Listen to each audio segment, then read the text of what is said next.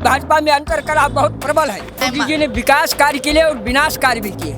इंदिरा गांधी को भी भीड़ बहुत सुन रही थी, लेकिन वोट नहीं दिया था। उत्तर प्रदेश से एक भी लोकसभा सीट नहीं जीती थी। सिवाय हिंदू मुस्लिम के अलावा कोई भी पार्टी किसी चीज पे बात नहीं कर रही है। विकास पे तो कोई बात ही नहीं हो रहा है। भारतीय जनता पार्टी ने उत्तर प्रदेश से वोट मांगने का अपना अधिकार खो दिया है। देखिए, इसमें उत्तर प्रदेश का चुनाव तो विपक्ष सरकार बनाएगी समाजवादी पार्टी। जनता नया विकल्प चाह रही है। यादव जो है 1000 किलोमीटर जो है सीट से जो है दूर बैठे हैं। 27 में देखना चाहते हैं जिम्मेदारों की जिम्मेदारी जरूर निश्चय खत्म। खुलकर खेलेंगे, छिपकर थोड़े। न हमें मोदी से डर लगता है और न योगी से डर लगता है। सच कहना 100% सच। भारत में अब वही सरकार आएगी जो भारत के राष्ट्रीय संकल्प को पूरा कर सकती है। उत्तर प्रदेश 2027 चुनाव का शंखनाद हो चुका है। पक्ष विपक्ष एक दूसरे के ऊपर निशाना साध रहे हैं। अखिलेश यादव कहीं नोएडा में रैली कर रहे हैं। बीजेपी तो काफ़ी टाइम से ज़मीनी स्तर पर बूथ लेवल पर तैयारी शुरू कर चुकी है। मायावती लगातार बैठक कर रही है और चंद्रशेखर रावण आज़ाद जो है चुनावी रैली कर रहे हैं जगह जगह। आइए हम इन सब मुद्दों पर बात करेंगे, लोगों से जानेंगे जनता की राय। 2027 का चुनाव है अगले साल, कैसे देखते हैं उसको?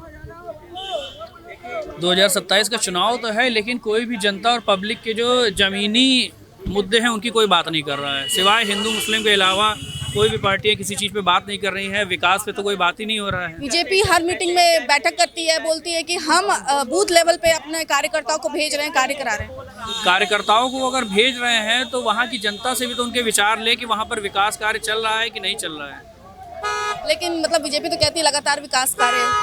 कहने को तो ये सभी पार्टियां कहती हैं जिनकी भी सत्ता आती है हम विकास कर रहे हैं, लेकिन इसके विकास के बारे में जानने के लिए जब तक के ज़मीनी स्तर पर नहीं जाया जाएगा तब तक के कोई विकास नहीं होगा। लगातार आरएसएस के साथ योगी आदित्यनाथ मीटिंग कर रहे हैं, इस पे क्या कहेंगे? वो मुख्यमंत्री जी हैं और संघ क्योंकि उनकी मीटिंग कर रहा है, वो उनका आपसी वो है। तो ओवरऑल आप कैसा देखते हो 2027 मतलब किसके पक्ष में होने वाला है? जो जनता की बात करेगा, जो विकास की बात करेगा, वो उसका पलड़ा भारी होगा। नहीं तो बताइए, मतलब वो बीजेपी हो, चाहे सपा हो, चाहे कांग्रेस हो, जो भी जनता की बात करेगा वही आगे रहेगा। 2027 के चुनाव को आप कैसे देखते हैं? 2000 चुनाव जो 27 का होने जा रहा है, भारतीय जनता पार्टी अब तक अपना विकास का एजेंडा नहीं दिया है। लगातार मीटिंग तो कर रही है, लगातार बैठक कर रही है आरएसएस के साथ। बिल्कुल, अगर आरएसएस भारतीय जनता पार्टी का विकास का मॉडल हो तो अगर उत्तर प्रदेश की सम्मानित जनता अगर आरएसएस के मॉडल को विकास मान जाए, उसको उद्योग मान जाए, उसको शिक्षा मान जाए, उसको ऊर्जा मान जाए, उसको संवैधानिक स्ट्रक्चर मान जाए, तो जनता मालिक है। मैं उसके फैसले का स्वागत करूंगा। अब रह गया सवाल कि भारतीय जनता पार्टी ने उत्तर प्रदेश से वोट मांगने का अपना अधिकार खो दिया है। ये कह रहे वोट मांगने का बीजेपी आधार खो चुकी है, क्या कहें? नहीं, देखिए, विपक्ष तो अपना कुछ मुद्दा रखता ही है, नैरेटिव सेट करता है चुनाव जीतने के लिए। नहीं तो फिर विपक्ष लड़ाई में ही नहीं रहेगा तो फिर कैसे ना। तो देखिए, बीजेपी के कुछ मुद्दे हैं, जैसे प्राइवेट इन्होंने बताया, हाँ कुछ मुद्दे हैं उन पे हम सुधार करने की आवश्यकता है, लेकिन जो सरकार आ रही है वो बीजेपी का आ रही है, बीजेपी की आ रही है। आप निश्वस्त रहिए, सरकार जो आ रही है प्रदेश में वो बीजेपी का आ रही है और जनता 100% आप सहयोग दे रही है। आप देखिएगा, तो कहते हैं कि मतलब बीजेपी है ब्राह्मणवाद है। देखिए, ब्राह्मण नाराज है वो अलग मुद्दा है, या ब्राह्मण सपा के साथ जाएगा। आज तक ब्राह्मण जिसके साथ रहा है उसी की सरकार बनी है, और ब्राह्मण सपा के साथ, बसपा के साथ, बीजेपी के साथ इनकी सरकार बना चुका है, और इनमें जो बेटर होगा उसे ही ब्राह्मण लाएगा। अब आदमी तमाम मुद्दे हैं तो वोट बटेगा, लेकिन ब्राह्मण जिस तरफ ज़्यादा 100% वोट करेगा उसी की सरकार बननी है, और वो बीजेपी के साथ है। यूपी में लगातार चंद्रशेखर आजाद रावण जो है रैली कर रहे हैं, बाराबंकी में उन्होंने रैली किया और जगह जगह वो रैली कर रहे हैं। क्या कहते हैं, क्या उनका 2027 में रोल होने वाला है? मोहनलालगंज से 2 नेताओं का जो है हस्त्र आप जानिए। कौशल किशोर जी का पार्टी बनाई, तमाम जिलों में प्रत्याशी खड़े किए। हस्त्र ये हुआ कि एक लोकसभा के क्षेत्र के नेता बनकर के रह गए। दूसरा आर.के. चौधरी जी, उन्होंने भी पार्टी बनाई, तमाम नेताओं को खड़ा किया। अभी चंद्रशेखर रावण का चेहरा आर.के. चौधरी के उपलब्धियों को नहीं छू सका है, न कौशल किशोर की उपलब्धियों को छू चुका है। ये आर.के. चौधरी और कौशल किशोर एक लोकसभा क्षेत्र तक सिमट करके रह गए हैं। चंद्रशेखर जी ने अभी जो है अयोध्या में एक सीट जो उपचुनाव हुआ था उस पर चुनाव लड़ाया हुआ था, वहां बहुजन समाज पार्टी नहीं लड़ रही थी, जो माना जाता है कि बीएसपी और उनका वोट बैंक एक ही है, फिर भी 5000 वोट ही मिला और तमाम कद्दावर उनका कैंडिडेट। राजनीतिक विशेषज्ञ मानते हैं कि जैसे मायावती आज बैठक किया उन्होंने, लेकिन राजनीतिक विशेषज्ञ मानते हैं कि चंद्रशेखर आजाद दलित वोट को काटेंगे। ये बिल्कुल संख्या युवा जो है तो आप अध्ययन करें 2012 के चुनाव में नीतीश कुमार जी ने, शरद यादव जी ने यहाँ पे रैलियां की थी।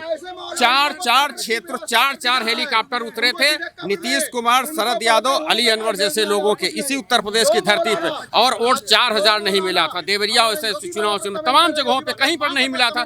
भीड़ उनको सुनने के लिए आई थी, 40,000 50,000 भीड़ सुनने के लिए आई थी। इंदिरा गांधी को भी भीड़ बहुत सुन रही थी, लेकिन वोट नहीं दिया था। उत्तर प्रदेश से एक भी लोकसभा सीट नहीं जीती थी। क्या लगता है 2027 में किसका पलड़ा भारी होगा? चौधरी किरण सिन्हा जी, इंदिरा गठबंधन आ रहा। देखिए 4 बार सपा को हमने देखा है, 4 बार का बसपा को हमने देखा, और 7 बार हमने भाजपा को देखा है। 7 बार कहते हैं जन्म जन्म 7 जन्म होते हैं, 7 भांवर होती है हिंदू संस्कृति में, और समस्याएं जस की तस बनी है। तो अब उत्तर प्रदेश की जनता को शिक्षा रोजगार देने वाला व्यक्ति चाहिए, जो उत्तर प्रदेश के पलायन के खिलाफ हो, जो उत्तर प्रदेश के पिछड़ेपन के खिलाफ हो, तो वो नया ही देखने को मिलेगा। इन तीनों को हम नकारते हैं, न सपा को, न बसपा को, न भाजपा को। उत्तर प्रदेश की जनता नया चाह रही, नया। कांग्रेस को कहना चाहते हैं ना आप?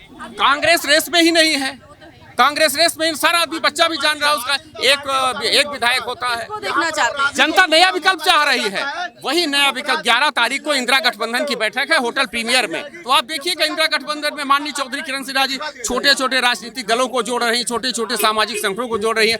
11 अप्रैल को 11 बजे इसी दारुल सभा के पीछे होटल प्रीमियर में हम आपको आमंत्रित करते हैं, आप आइए देखिए पूरा। तो 2027 के चुनाव को आप कैसे देखिए, इसमें उत्तर प्रदेश का चुनाव तो विपक्षी सरकार बनाएगी समाजवादी पार्टी, क्योंकि जनता पूरी तरह से चाह रही है। पीछे कोई भी सरकार थी, चाहे भाजपा चाहे और अन्य पार्टी थी, जो निजीकरण नहीं होता था और नौकरी भी मिलती थी, आज बिल्कुल खत्म हो रहा है। खाली राजनीति रहेगी देश में, और ये नौकरी बच्चे नहीं करेंगे, सारा निजीकरण कर देंगे। तो आज़ादी का मतलब है कि देश आज़ाद हुआ, तो उसका मतलब क्या हो गया? जब जिम्मेदारी में या बड़े बड़े जो सरकारी विभागों को प्राइवेट में दे देंगे तो कुछ मतलब नहीं रहेगा। इसलिए ये बिल्कुल तय है, लोग चाह रहे हैं कि सरकार बदलेगी और पीछे से हम लोग को मौका मिलेगा।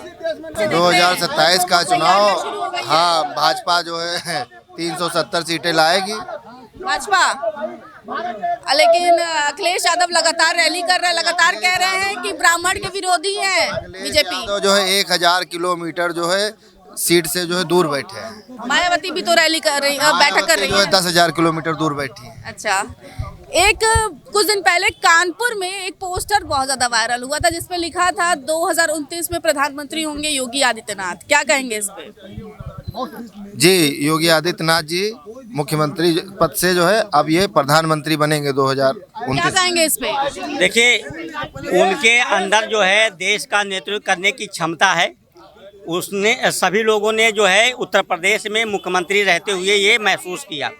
जब पार्टी जो है उनको वो ये दायित्व दिया है मुख्यमंत्री का, तो उसके अनुसार वो काम कर रहे हैं। जब पार्टी केंद्र में तो काफी विरोधी बैठे हैं, तो कैसे करेंगे बेड़ा पार? देखिए, विरोधी तो हर जगह होते हैं, लेकिन जो दृढ़ निश्चय वाला व्यक्ति होता है, जो कर्मठ व्यक्ति होता है, जो विकास के रास्ते पे चलने वाला व्यक्ति होता है, वो किसी के विरोध, किसी की निंदा, किसी के अवरोध, किसी के जो है तिरस्कार से जो है वो प्रभावित नहीं होता है। उसको चूंकि देश और समाज के हित में काम करना होता है, तो ताली और गाली के बीच में उसको काम करना होता है, और वही व्यक्ति जो है कर सकता है जो दोनों के बीच में रह सकता है। क्या सोचते हैं आप? हम तो सोच रहे हैं योगी जी का बुलडोजर, हत्याओं का दौर, क्या वो माँ बेटी को जिंदा जला दिया गया, उधर से आग लगा दो, इधर से बुलडोजर चला दो, घर के अंदर मौजूद है।